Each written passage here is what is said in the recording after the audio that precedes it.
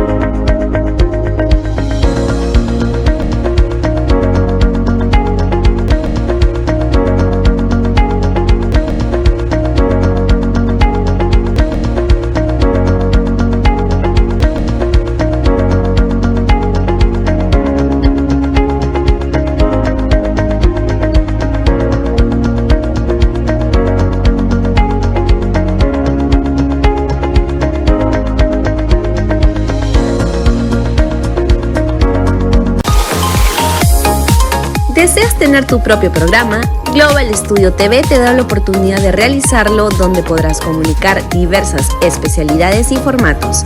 Ahora contamos con diversos programas como Solo para Ellas, Primero es lo Nuestro con Lucila Chacaltana, El Son de Pedro Emilio, Tributo al Artista con Paloma, Arriba los Pañuelos con la carismática Karen López, Ritmo Urbano y La Hora del Apache, entre otros. ¿Qué esperas? Comunícate al 964-582-611 o acércate al Jirón Cusco 440, oficina 292 en el Cercado de Lima. Te esperamos. Sé parte de Global Studio y disfruta de tu programa.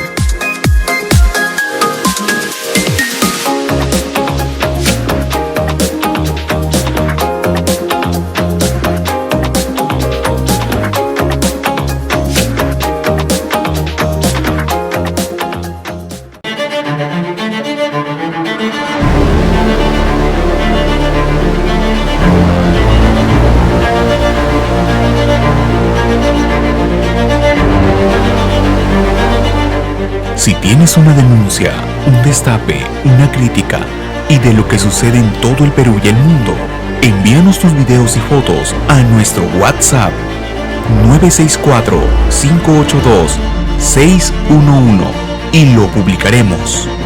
Somos un medio que comparte información. Somos Global Studio TV.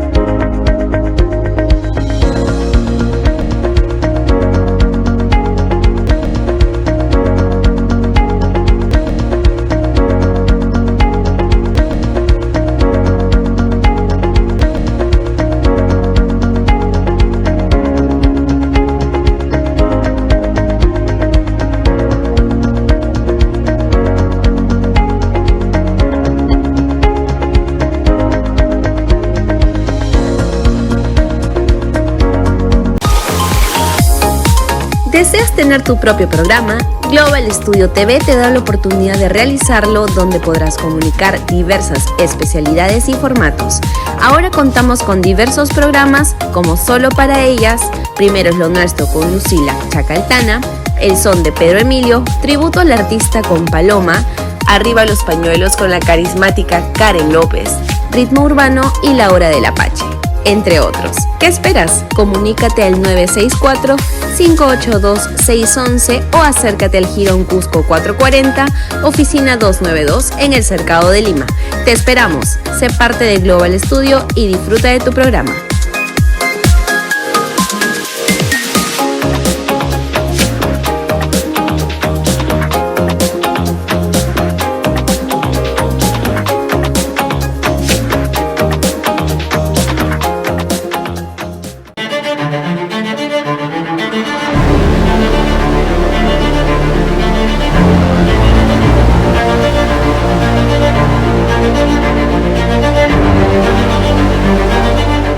Si tienes una denuncia, un destape, una crítica y de lo que sucede en todo el Perú y el mundo, envíanos tus videos y fotos a nuestro WhatsApp 964-582-611 y lo publicaremos. Somos un medio que comparte información. Somos Global Studio TV.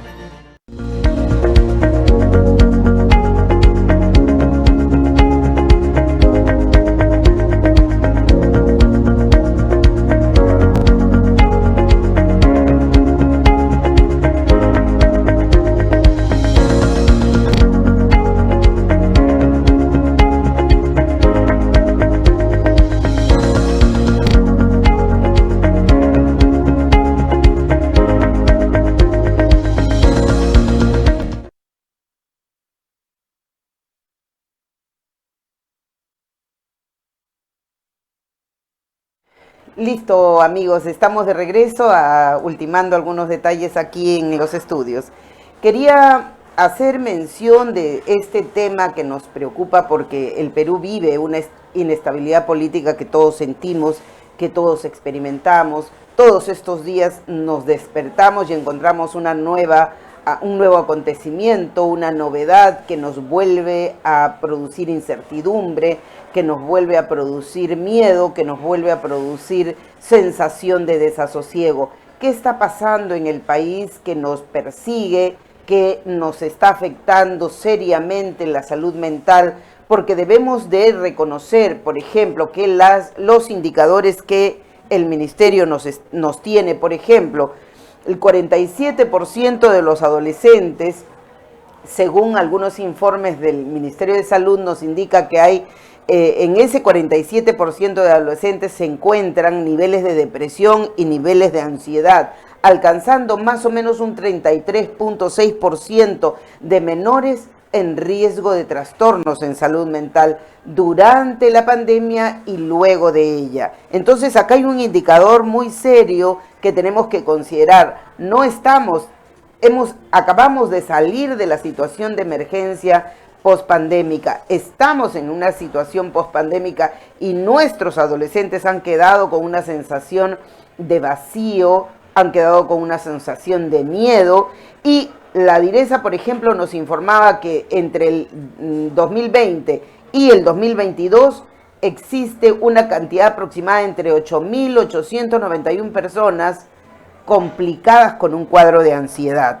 Miren ustedes cuán importante es identificar esto, porque más del 68.7% en otros años, esta cantidad excede en el 68.7% a la cantidad habida en otros años en este cuadro en particular de ansiedad. ¿Cuántas personas se han atendido? Según los informes del Departamento de Salud Mental, ¿a cuántos aproximadamente alcanza las atenciones que se han hecho en el marco de los últimos tiempos? 1.300.000 personas vinculadas a los cuadros de ansiedad y depresión.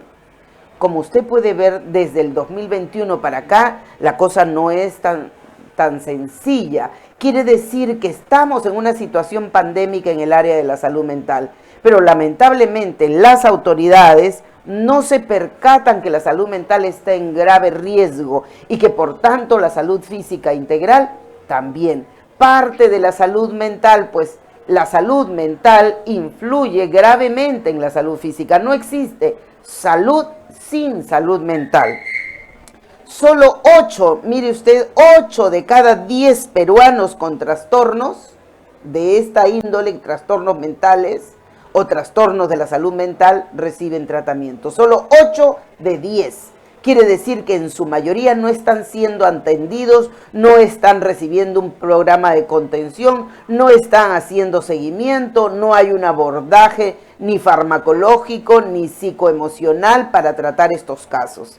8 de cada 10 están con trastornos, recibe tratamiento en salud mental. Fíjense ustedes que la salud mental y la violencia tienen una relación estrecha que alcanza más o menos el 50% de las características comportamentales en ese sentido. Una persona, fíjense ustedes, este es un dato importante que tiene que ver, como ustedes saben, el suicidio, por ejemplo, que es una manera que algunas personas pueden escoger para enfrentar el problema de salud mental cuando creen que ya no hay una luz al final del túnel. Y aquí hay un dato alarmante que es importante tomar en cuenta. Una persona cada 40 segundos se suicida. Y el suicidio es en efecto la tercera causa de muerte en mujeres entre 15 y 29 años. La tercera causa de muerte en las mujeres entre 15 y 29 años. Y la cuarta causa de muerte en los varones. Fíjense ustedes, más de 6.000 peruanos en los últimos 10 años han puesto fin a su vida. Más de 6.000 peruanos en el último plazo de 10 años se ha consignado este dato. Fíjense ustedes, tan importante subrayar y destacar. Pero más paradójico resulta siendo, estimados amigos, que a pesar de estos indicadores alarmantes, a pesar de la situación de conflicto que observamos, a pesar de los niveles graves de suicidio que puedan amenazar a la población peruana, a pesar de todo eso, fíjense ustedes que escasamente cerca al 2% del presupuesto nada más está destinado a la salud mental. Solo cerca al 2%. ¿Se puede creer que existe un abordaje integral, efectivo, exitoso en materia de salud mental con ese presupuesto? No.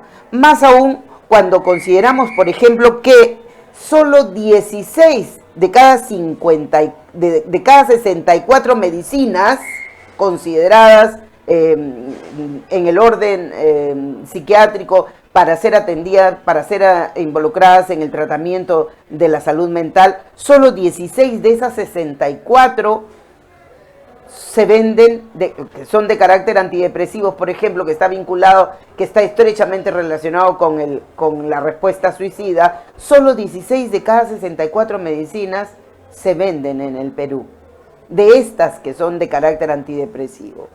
¿Puede usted creer entonces que hay una cobertura cierta, real, con relación a los temas de salud mental?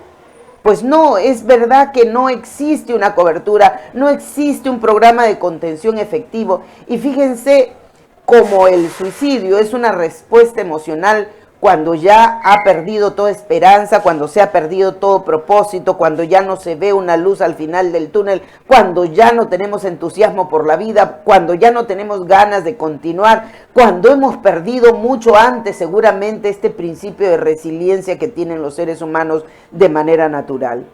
Esto, queridos amigos, es tan importante considerar para poder empezar a entender desde nuestra particular respuesta personal, pero sobre todo para que los indicadores remuevan un poco la sensibilidad en las autoridades y sobre todo para que quienes están continuamente revolviendo el cotarro político, haciendo que cada día nos despierte con un nuevo acontecimiento que nos asusta, que nos conduce a la incertidumbre, que nos conduce al miedo, porque la gente, obviamente, cuando hay inestabilidad política, tiene miedo de lo que va a pasar mañana, tiene miedo si ya, por ejemplo, hemos vivido en el Perú grandes etapas de inflación y deflación graves que han sometido a los peruanos a estados emocionales de alta intensidad de estrés y por lo tanto cuando hay una inestabilidad política a los peruanos les asusta la idea de que mañana cuánto van a subir los precios,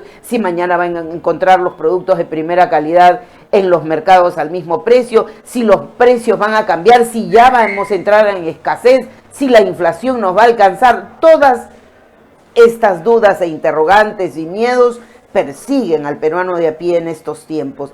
Porque no olvidemos, estimados amigos, que así como enfrentamos, por ejemplo, la pandemia, esta situación de crisis sanitaria la hemos enfrentado también con fortalezas alicaídas porque no hemos tenido una circunstancia fácil desde el Estado, desde el presupuesto, desde las condiciones de infraestructura instalada, no hemos tenido un abordaje integral exitoso y ya conocemos los resultados que hemos tenido en salud y que hemos tenido por causa de esta circunstancia crítica que hemos vivido. Entonces, si esto todavía sigue siendo una secuela grave que no hemos podido remontar, porque a la fecha no solo no la hemos remontado, sino que se han venido agravando.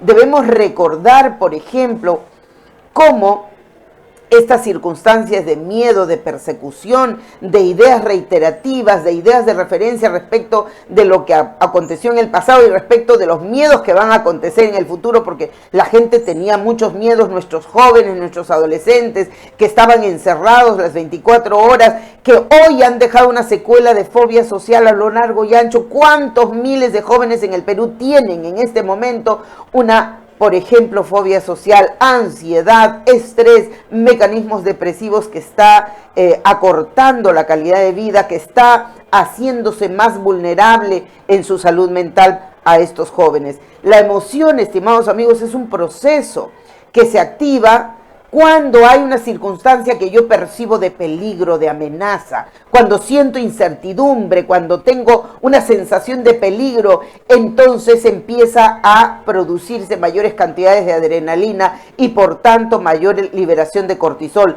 Esa amenaza, ese desajuste que ocurre, por ejemplo, obliga al cuerpo, al cerebro a buscar una defensa. Para buscar esa defensa empezamos a liberar cantidades de cortisol. Eso, por ejemplo, en cantidades incontrolables empieza a intoxicar nuestro sistema y nuestro cerebro. Ese intento de control muchas veces no está orientado a buscar al especialista, a buscar al profesional. Está orientado a desconectarnos de los problemas que nos persiguen. Desconectarnos, por ejemplo, ¿cómo? Usando el tabaco, usando el alcohol, usando las drogas, usando ahora las redes sociales, la evasión virtual. Me meto en la computadora y desde que me levanto hasta que anochezco, y es más, hasta las 2, 3 de la mañana estoy en las redes sociales como un mecanismo de evasión de estas circunstancias conflictivas y difíciles que pueden estar desajustando la neuroquímica en nuestro cerebro. El miedo, por ejemplo, impulsa, desencadena circunstancias de anticipación. Estoy pensando en que mañana qué va a pasar, entonces ya mañana a Castillo lo van a tumbar y entonces los precios van a aumentar, ya mañana no va a haber escasez. Entonces, ¿recuerdan ustedes cuando empezamos a estar encerrados y la gente tenía miedo?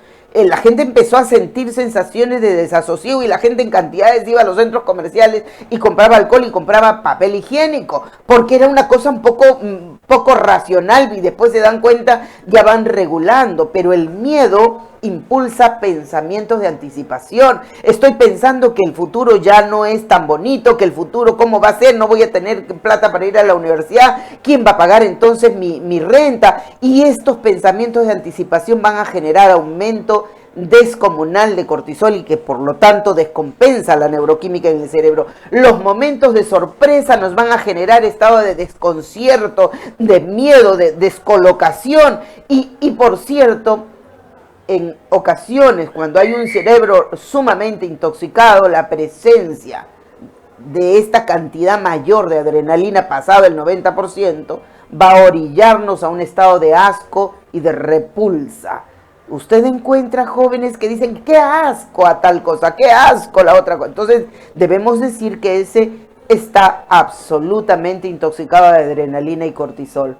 Por otro lado, hay los mecanismos en donde sistemas nerviosos más depresivos o más flemáticos pueden estar orillándose hacia la tristeza, a la pérdida de la motivación, de la alegría, gente que ya no quiere levantarse de su cama, que está pensando en que ¿para qué me voy a levantar si no voy a ir a ninguna parte? No tengo clases más que virtuales, ¿para qué me levanto? ¿Para qué me baño? ¿Para qué como? No, ya qué importa, una galleta como y estoy comiendo echada, por ejemplo, ¿no? Esto, la tristeza, la pena, el abandono, la suerte de perder el propósito de la vida, esto también acontece en este cúmulo de acontecimientos en donde las emociones están siendo intoxicadas.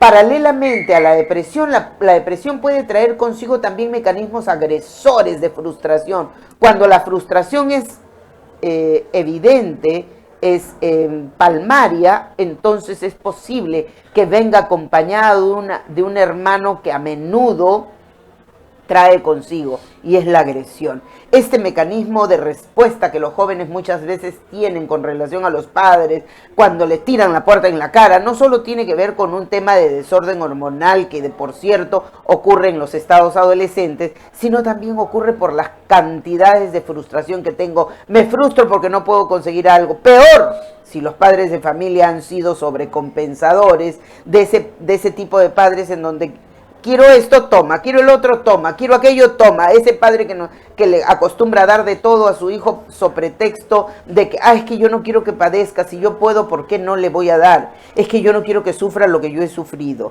Y para él, muchos padres creen que sufrir es malo, que llorar por algo que nos pasa es malo. Pues no es malo, peor consecuencia produce este estado de compensación permanente, porque vivimos en un estado de compensación en donde permanentemente hay una suerte de dependencia del estado de compensación. Quiero satisfacer, y si el joven no encuentra que algo lo satisface, inmediatamente se frustra y puede caer en mecanismos depresivos, por supuesto. La alegría es un estado superior de seguridad. Cuando uno está alegre es porque hay mecanismos. Alegre normal, no alegre después de una juerga, no alegre cuando ya me tomé el tercer vaso de cerveza, no, esa alegría es falsa y es superficial. Estoy hablando de la alegría propia, de la alegría natural, de la sonrisa y de la carcajada que me puede salir con naturalidad. Esto ocurre cuando estoy en un estado de seguridad. Pero si, por ejemplo, yo tengo una sensación de desprecio por algo, ese desprecio va a marcar la pauta del alejamiento. Entonces guardo distancia de aquellos a los que desprecio, ¿verdad?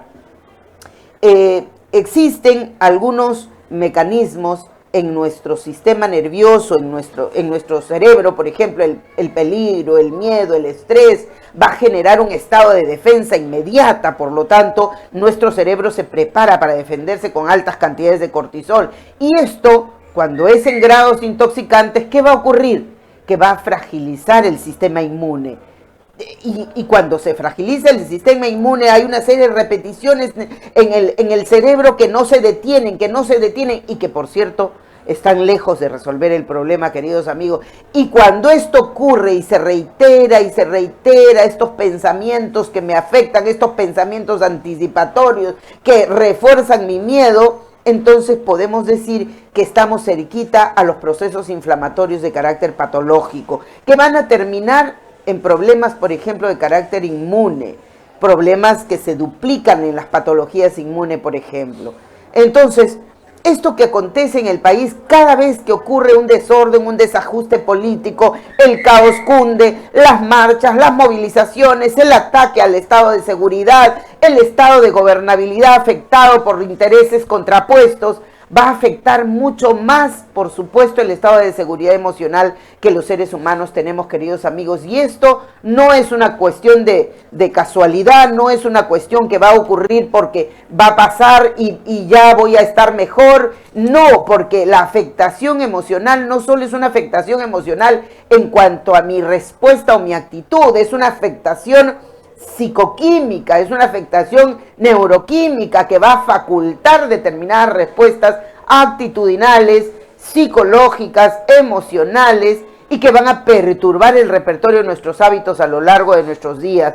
No es una casualidad que efectivamente, mire usted, Es importante saber que aquí hay un personaje central en el manejo de nuestras emociones y es la producción serotonínica. Todos debemos recordar, porque esto lo he comentado en alguna ocasión anteriormente, estimados amigos.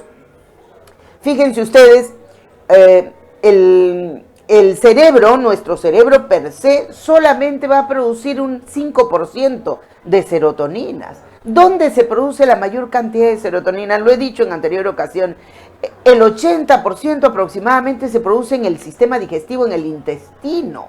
Consideramos por eso que el cerebro también es una forma de cerebro, porque actúa inmediatamente a las emociones, responde inmediatamente a las emociones. Es la razón principal por la que muchos chicos, cuando van a dar examen en la universidad o en el examen de admisión o en sus propias facultades, se enferman del estómago, se descompensa el estómago, se les afloja el estómago, se le mueve el estómago, o se afloja o se constipa. Esto que le llaman los médicos eufemísticamente colon irritable, ¿no? Se sube, se baja, se ajusta, se afloja.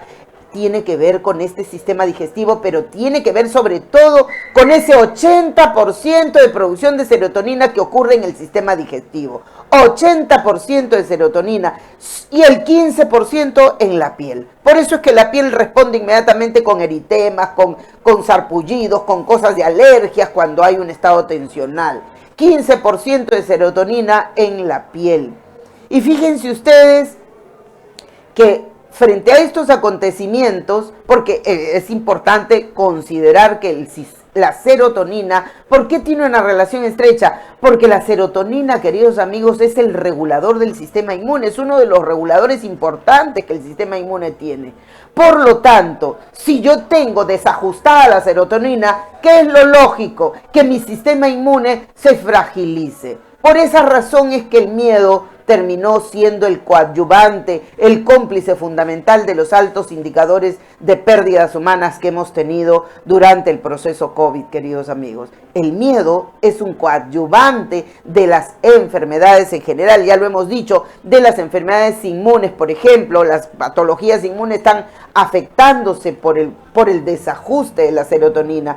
Ahora bien, hay que considerar, por ejemplo, una sustancia particularmente importante aquí, que es, queridos amigos, el triptófano, que es la sustancia precursora de la serotonina. ¿Podrá producirse serotonina sin triptófano? Pues no, claro que no. El triptófano tiene que estar saludable. El triptófano tiene que estar saludable y en perfectas condiciones para que la serotonina sea esta que necesitamos y de la que echamos mano cuando tenemos situaciones de tensión y de estrés. Pero el triptófano es una sustancia que también va a verse afectada por ciertos factores externos, como por ejemplo el calor intenso, cuando tenemos estados permanentes, largos, prolongados de estreñimiento. Ojo, queridos amigos, cuando tenemos esos estados largos de estreñimiento, quien se está afectando severamente es precisamente el triptófano, porque este va a terminar convirtiéndose más bien en indican, que es una sustancia que va a perturbar de alguna manera la flora intestinal y va a afectar el sistema digestivo.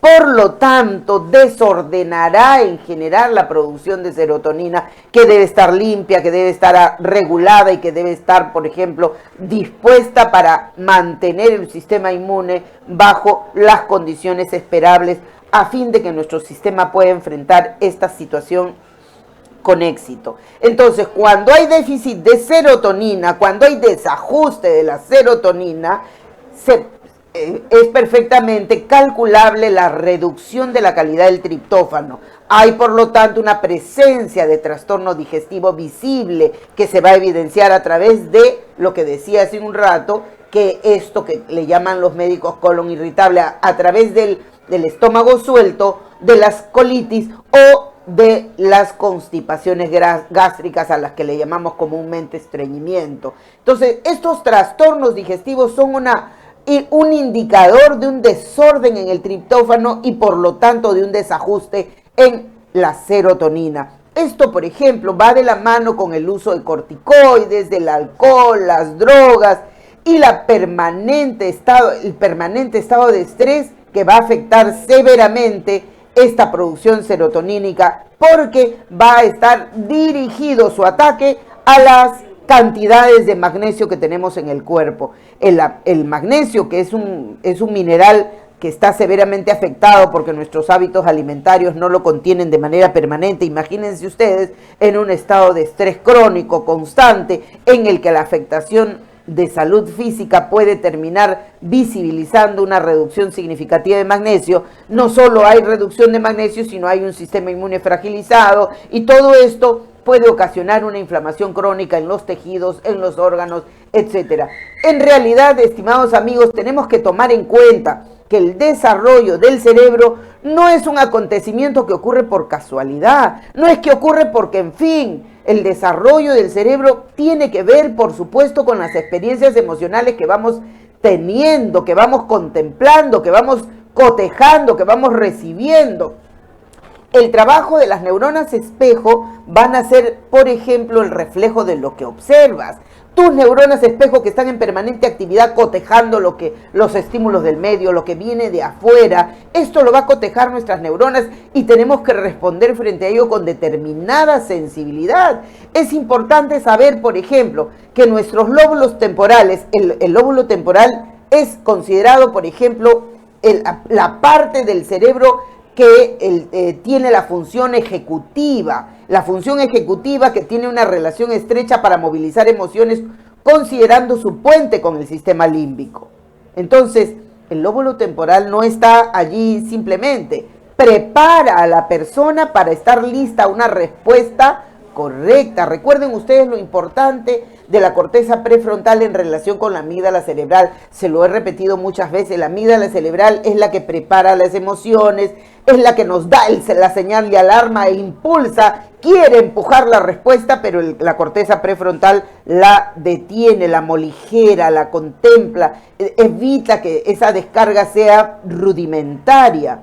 La zona orbitofrontal, por ejemplo, tiene una estrecha relación con la empatía. Es el que percibe las sensaciones de lo que cotejamos del medio. Tiene, por tanto, una responsabilidad en el movimiento de las neuronas espejo. El giro del cíngulo, el hipotálamo son importantes estructuras que van a participar, como el hipocampo, en recordar, por ejemplo, y darle contenido a las emociones. Todo esto, ¿qué nos revela? Que nuestro estado orgánico, físico, funcional, tiene una estrecha relación con el comportamiento neuroquímico de una serie de sustancias que acontecen a partir de nuestros pensamientos. Y esto tiene una estrecha relación con el repertorio, por cierto, de nuestras conductas. La calidad, por tanto, de nuestros pensamientos, de nuestra psique, depende de la capacidad que tengamos para interconectarnos con el medio, para interrelacionarnos con las demás personas. Depende de cómo nos llevamos con las demás personas.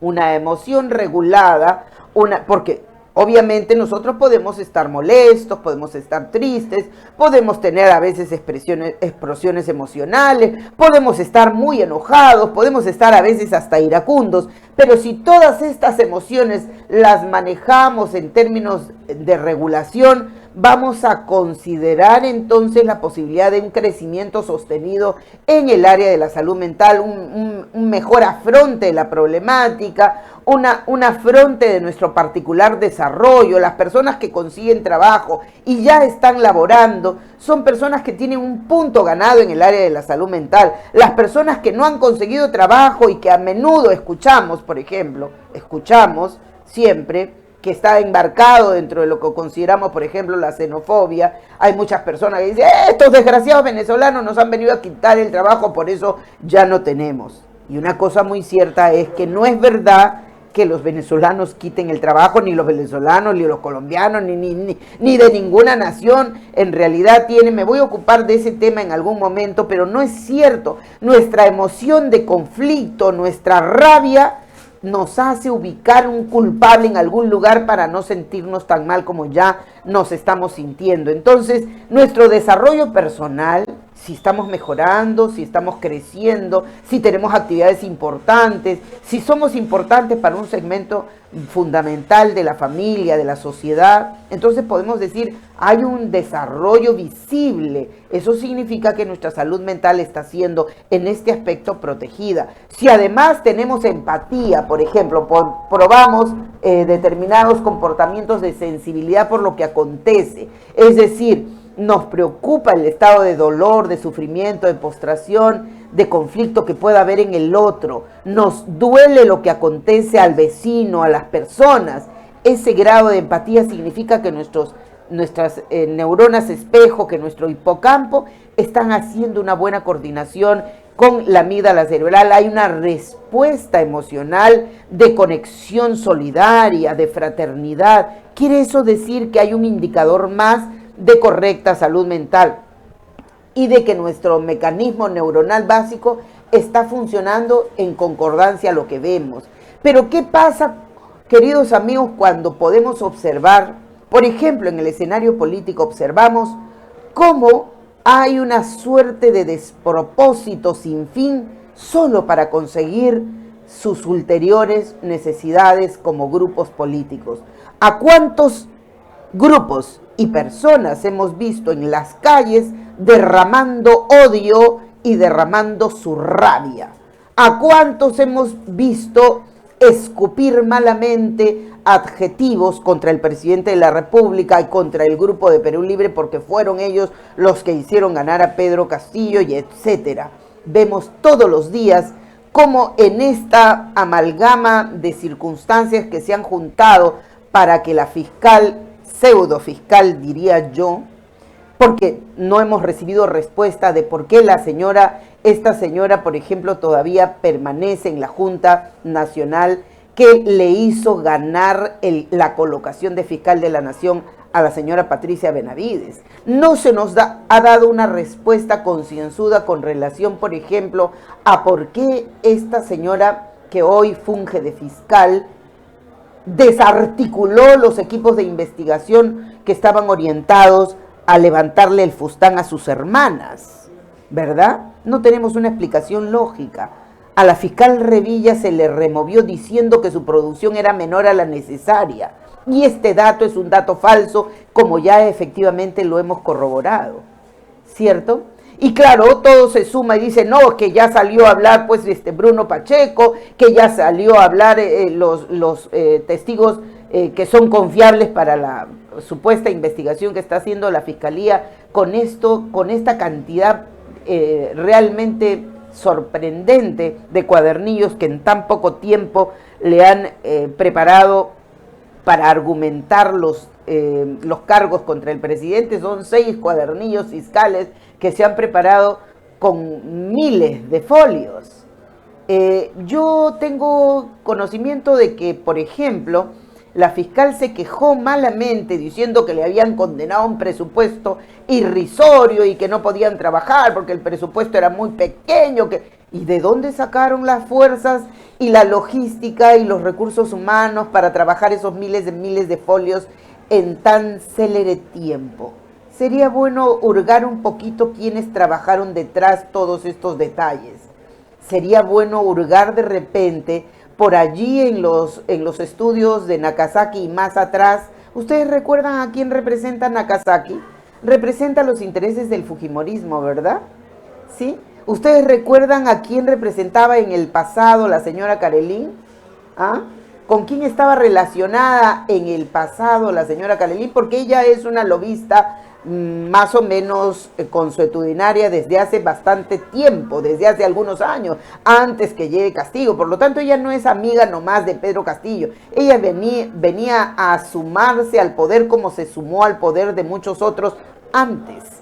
Y antes, si ustedes hurgan un poquito, investigan, van a encontrar sus estrechos vínculos amistosos con organizaciones políticas que hoy ya no están en el escenario visible electoral porque fueron dados de baja, pero que están, por supuesto, medrando y que han llevado a las calles algunos grupitos pequeños en los últimos días. Yo soy una convencida, no soy defensora de lo indefendible, soy una convencida de que hay que poner el dedo en la llaga.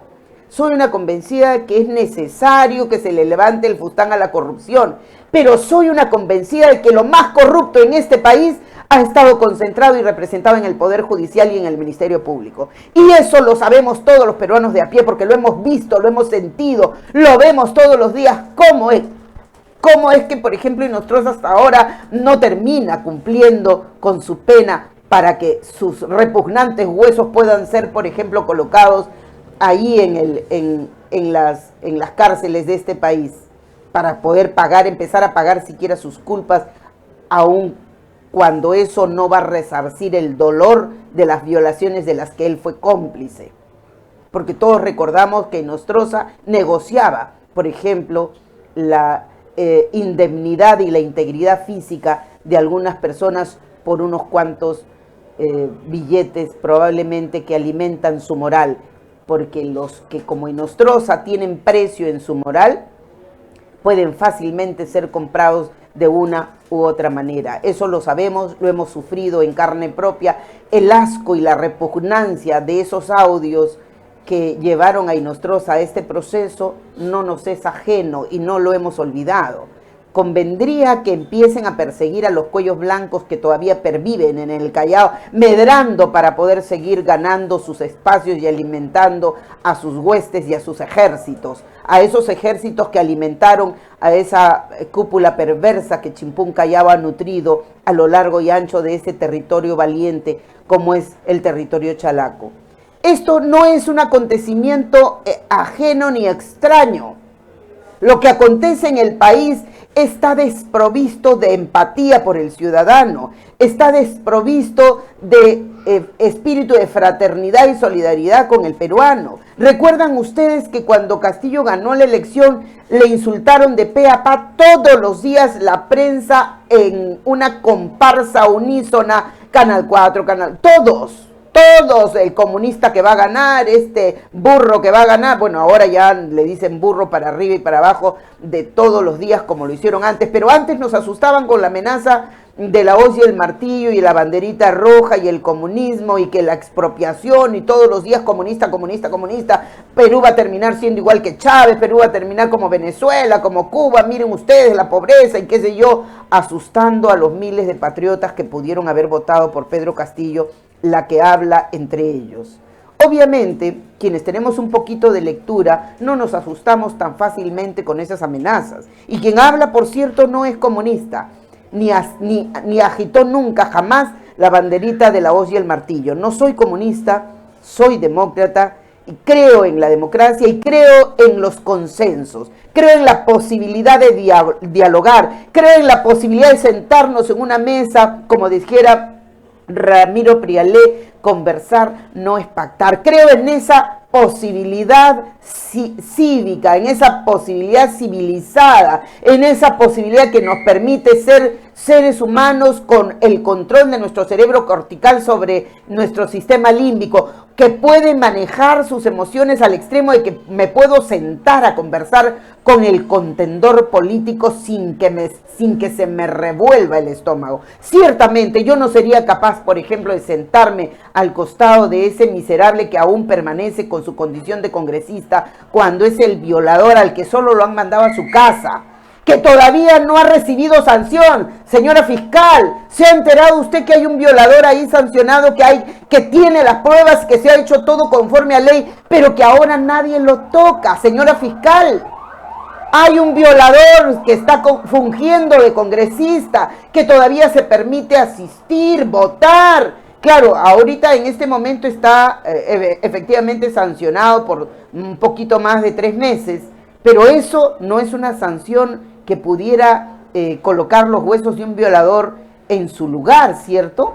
Entonces la fiscal no se entera. No, más importante es que este Castillo, antes que todo el Perú se entere de las triquiñuelas baratas que están utilizando probablemente para limpiar a su gente y poder poner este montaje a todo visibilidad para que la gente pueda terminar convencida de que Pedro Castillo, que su esposa Lilia, que su madre, que sus hermanos, que todos ellos son una organización criminal. Yo me precio de ser una persona medianamente inteligente. Me precio de ser una mujer medianamente actualizada. Y tengo algo que todos ustedes lo tienen, queridos amigos, porque tenemos un cerebro maravillosamente regalado generosamente por el Creador. El sistema activador reticular ascendente nos permite, como la antenita, identificar aquello que buscamos. Es como la antenita, así como la antenita del Chapulín Colorado, que nos hace por acá es, por acá es, por acá, que nos da el detalle, que nos dice esto está sonando por acá, que es como antes jugábamos y decíamos frío, frío, no, tibio, tibio, cuando estábamos cerca del objeto escondido, si ustedes recuerdan. Pues bien, mis antenitas, para no decir que todo lo que podemos leer detrás del mensaje visible, hay que leer detrás del mensaje visible.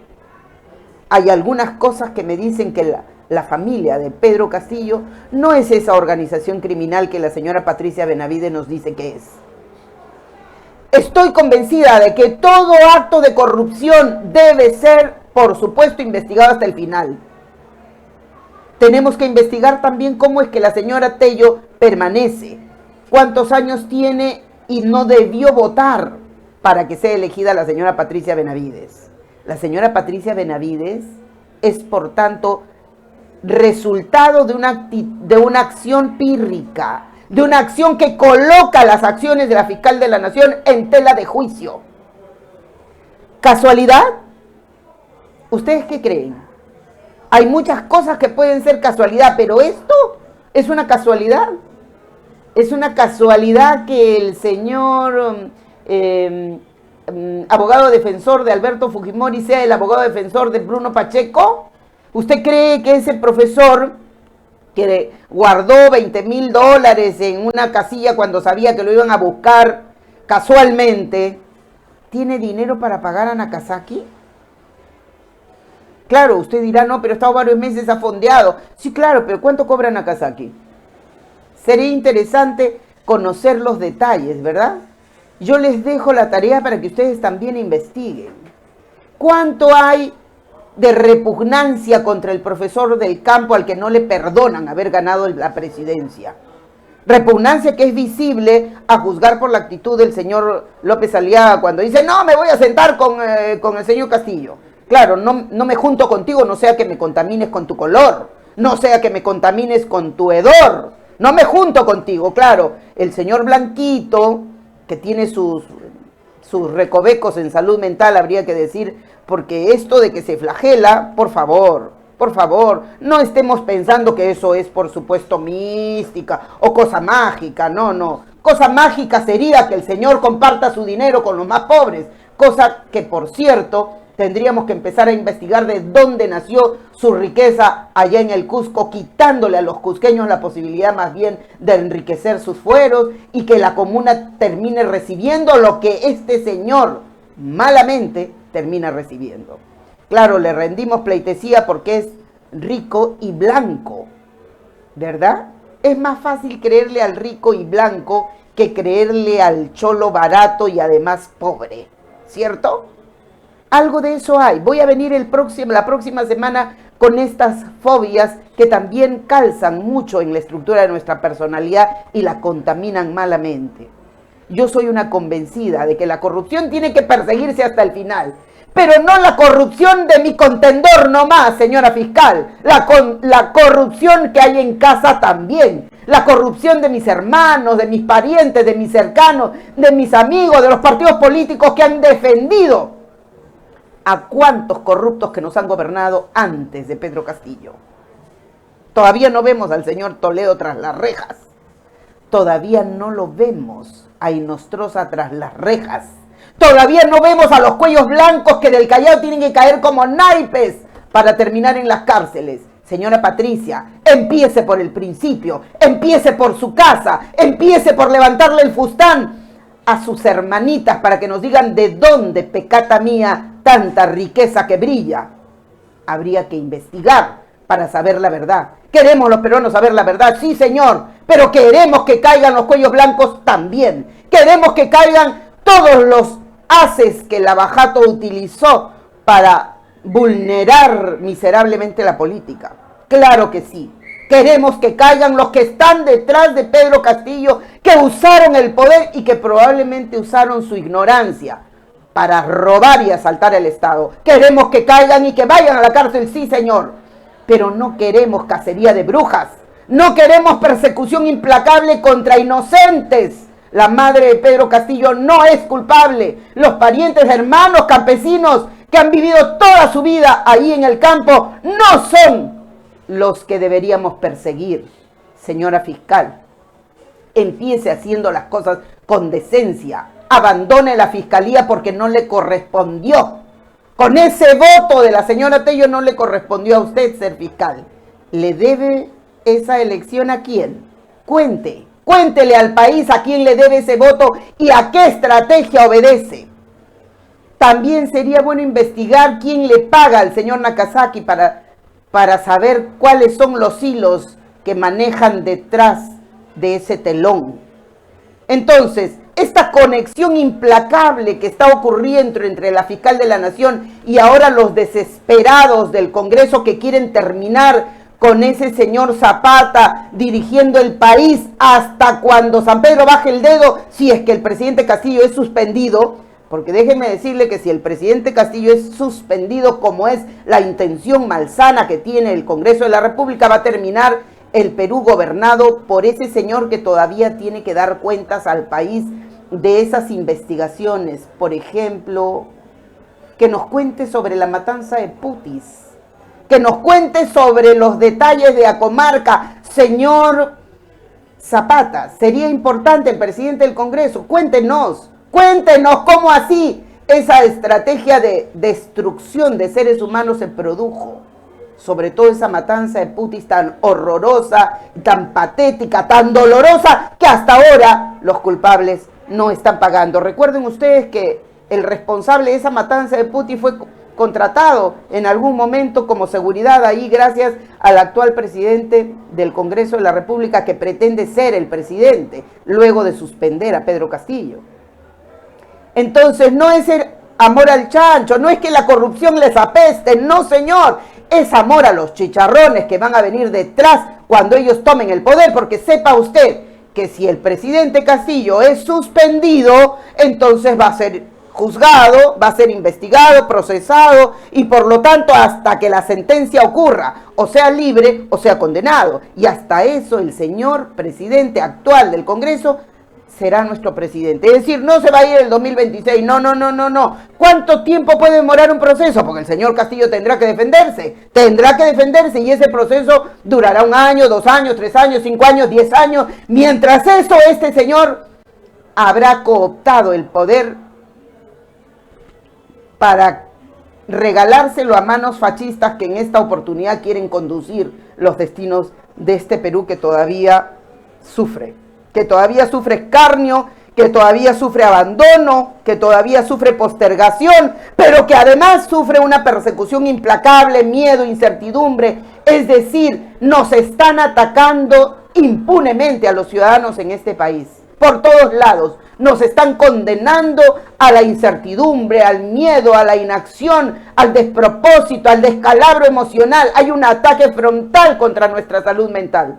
Debemos decir que las determinantes sociales, por ejemplo, alteran, por supuesto, la salud mental. Eso lo sabemos.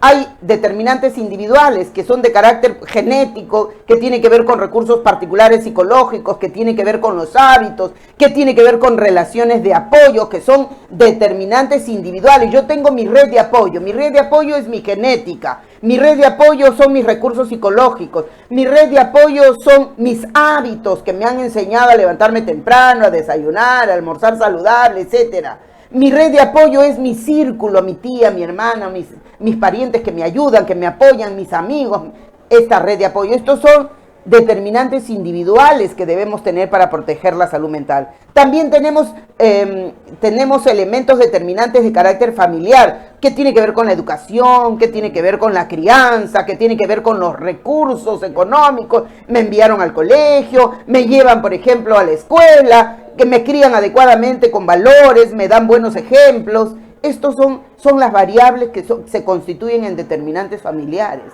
Pero queridos amigos, ¿alguien ha mirado por ventura cuán importante y desencadenante terminan convirtiéndose las determinantes sociales?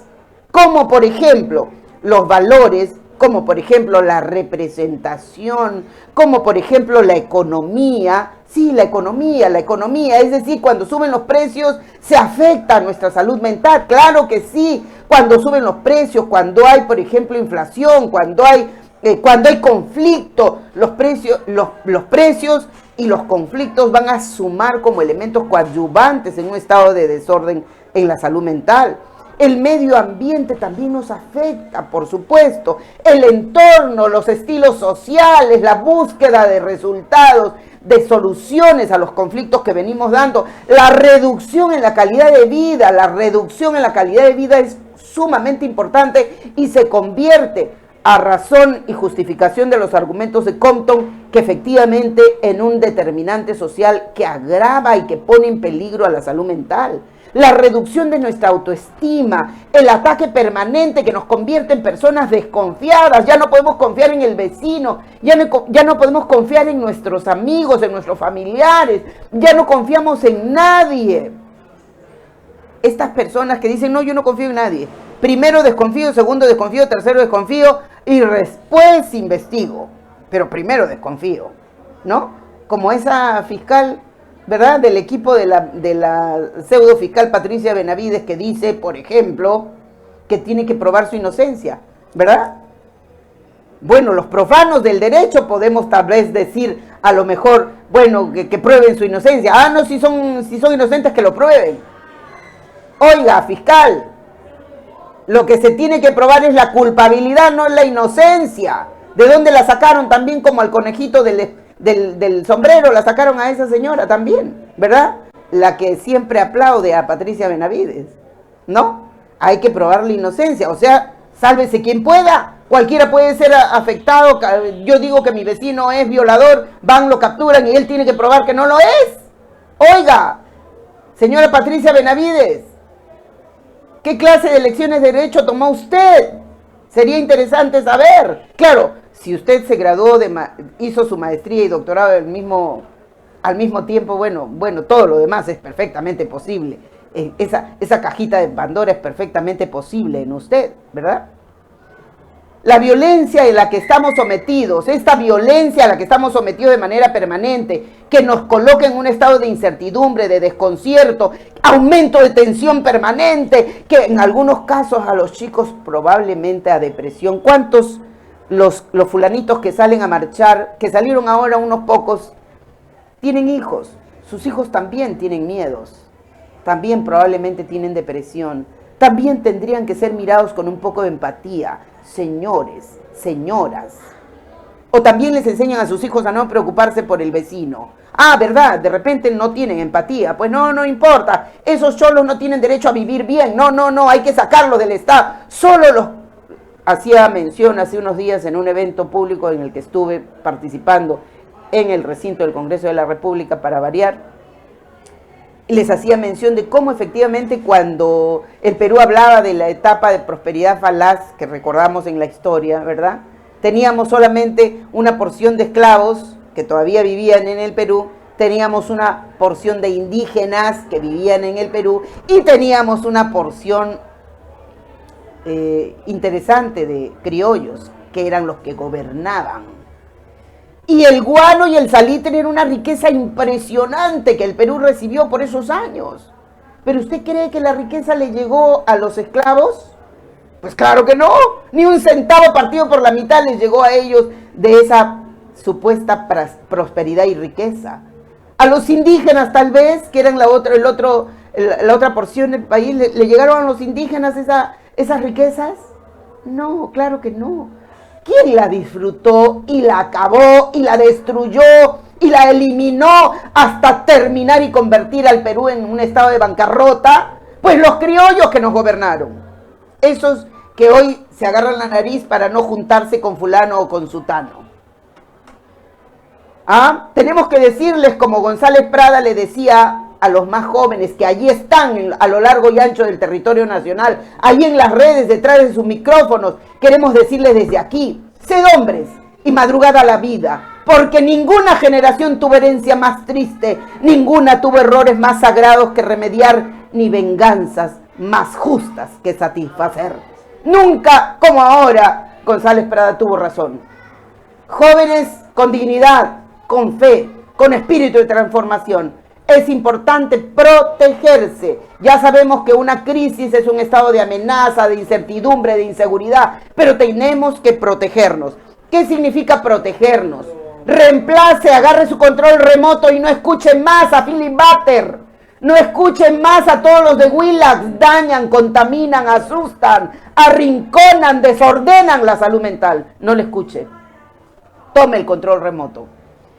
Y en ese control remoto usted no debe encontrar ni Canal 4, ni Canal 5, ni todos los canales que usted conoce mejor que yo. Por salud mental. Oxigene. Mire, dele una miradita tipo zapping para que sepa de qué están hablando. Pero no se enganche porque mucho de eso es falso. Obedece a sus particulares intereses.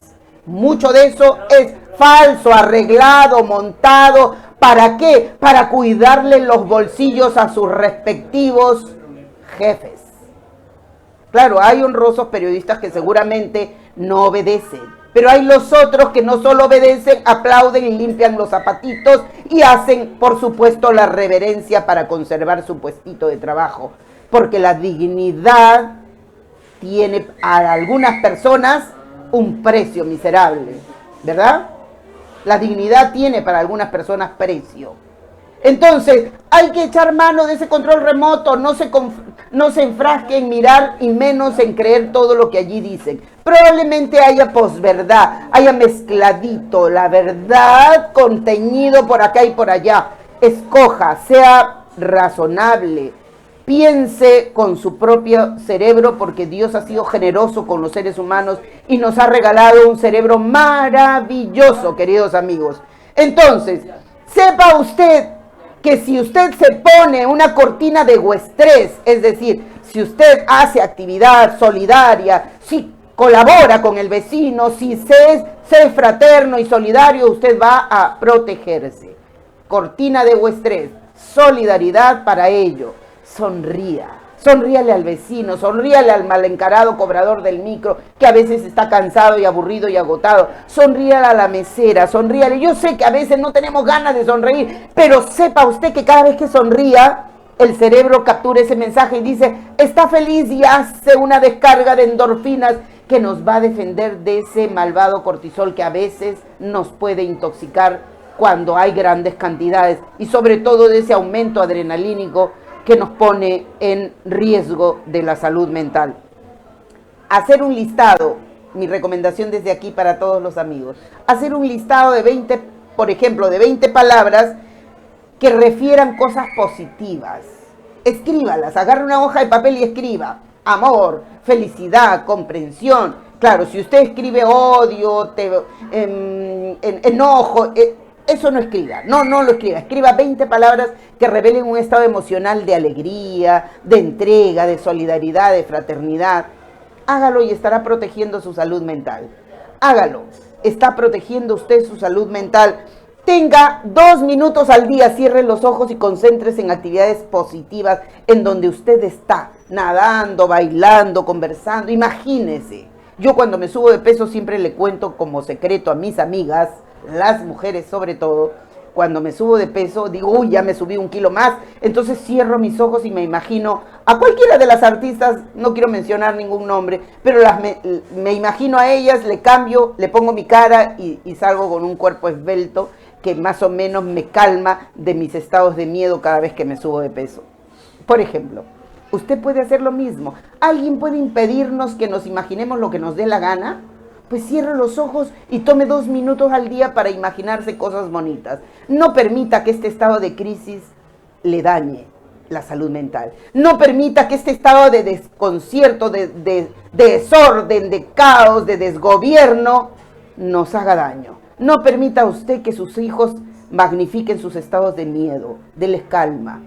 Todo se va a solucionar. Sepa usted que mucho de lo que se dice es bluff, que mucho de lo que se dice es absoluta falsedad para determinados propósitos. Tenga calma, que la calma va a llegar si nosotros la invitamos. Sonría 10 veces al día y estoy segura que empezará a protegerse. Queridos amigos, me voy hasta la próxima semana. Espero haber podido llegar a sus hogares con un poquito de cariño. Hasta pronto. Muchas gracias a los que siempre nos comparten y nos acompañan.